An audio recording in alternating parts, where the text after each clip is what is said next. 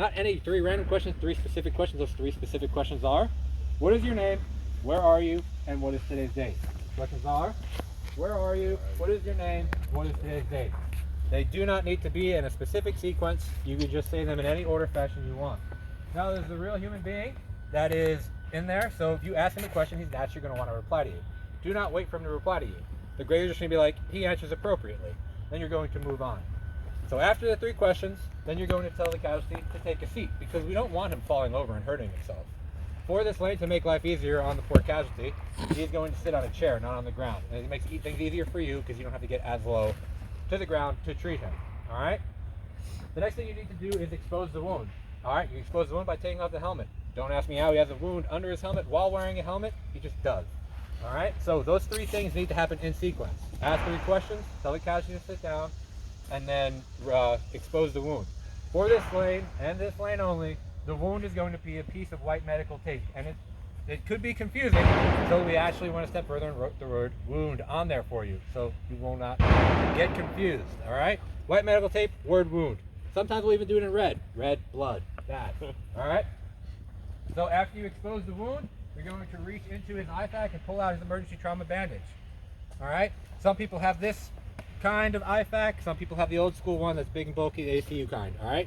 It's going to be out of the package for you. You're not going to have to rip it out of the package.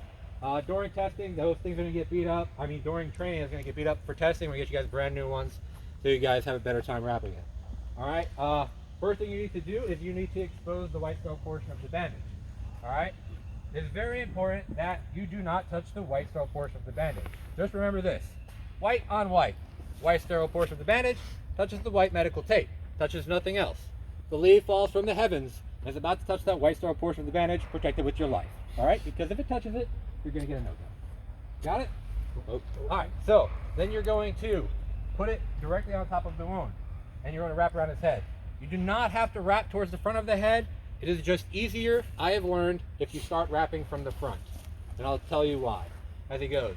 So after you put it wrapped to the front, you're going to wrap once below the white sterile portion of the bandage and once above the white sterile portion of the bandage. Notice how he's keeping the bandage pulled tight. You want to keep it pulled tight because the looser it is, the more likely it is going to slip. All right? So after he's gone once around the top, once around the bottom, now he's got to lock it in and go underneath the chin. All right? Going underneath the chin is a performance measure, but what I'm about to tell you to do while wrapping underneath the chin is not a performance measure.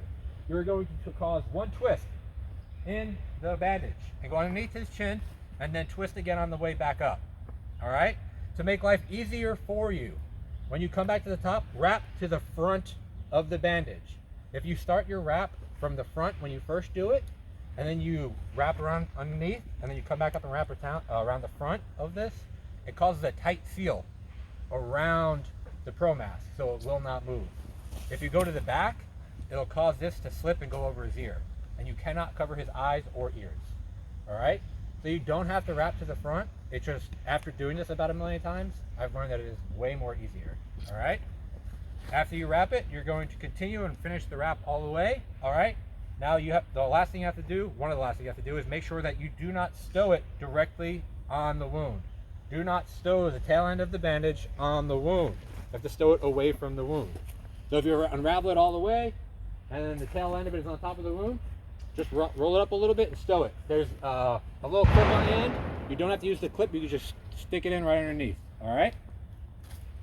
So you have to make sure, once you finish the wrap, you have to make sure that it is not covering his eyes or his ears. In this scenario, he is a conscious casualty. All right? So you can check if you want for his eyes and ears, you know, feeling around on this hood for his ears, which is making it really weird for everybody. But he's conscious. So you can just look at the casualty and say, can you hear me? Can you see me? Or are your ears covered? Or your eyes covered? He's conscious. And if he says, no, my eyes and ears are not covered, there's no way me or the grader can turn around and say his eyes or ears are covered, because the person who owns those eyes and ears just said they are not covered. You do not have to ask those questions. But if you do, it'll guarantee you that his eyes or ears are not covered. Even if his eyes are completely covered and his ears are covered, if you ask that question, he says, no, my eyes and ears are not covered, his eyes and ears are not covered. Got it? Okay. All right. Also, you have to make sure that the white sterile portion of the bandage is not exposed at all. This is the reason for the only no-goes we gave last year. You're going to be hot, you're going to be sweaty, you're going to be on your 4th week of EIB, and you're just going to get lazy. All right? So see how he's moving his head and checking underneath? Check underneath. Make sure that the no portion, all right? Reach underneath, check underneath his head, get close, make it really weird. All right? If you see a white sterile portion, you don't need to unwrap it, just pull it down.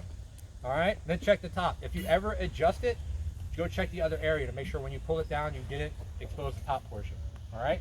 You have 5 minutes to accomplish this task. I promise you 5 minutes is more than enough time. I can do this twice in 5 minutes. Everyone finishes it in like 2 minutes.